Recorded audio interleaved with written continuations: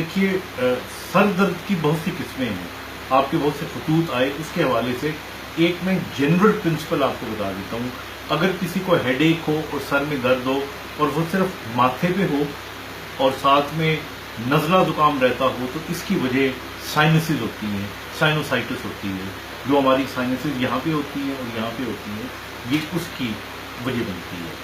اگر ہیڈ ایک جو ہے وہ صرف ایک سائیڈ پہ ہو اور سر کی ایک سائیڈ کے اوپر تو عام طور پہ یہ میگرین ہوتا ہے.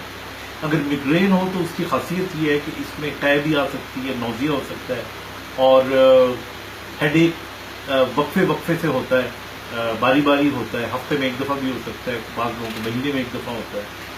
اور سر درد ہونے سے پہلے ہلکا سا پتہ چل جاتا ہے کہ مجھے سر درد ہونے والی ہے. اگر ہیڈ ایک دونوں کن پٹیوں پہ ہو اور لگے کہ جس طرح نسیں پھول رہی ہیں اندر اور جسم یا یہ جو سر ہے یہ جکڑا ہوا ہے تو اس کی وجہ عام طور پہ ٹینشن ہوتی ہے، اسے ٹینشن ہیڈ ایک کہتی ہے.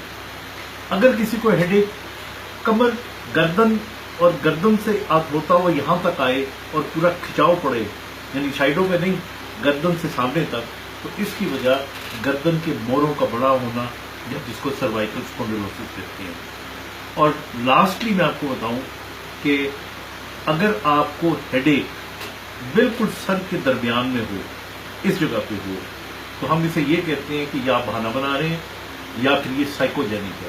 اس کی وجہ نہیں ہوتی، اس کی وجہ جو ہے وہ نفسیاتی ہوتی ہے. اس کے علاوہ اور بہت سی وجوہات ہیں ہیڈ ایکس کی، بٹ یہ کامن وجوہات ہیں جس سے آپ کم از کم ایز اے لے مین فوری اندازہ لگا سکتے ہیں کہ کس قسم کا ہیڈ ایک ہو رہا ہے. Thank you.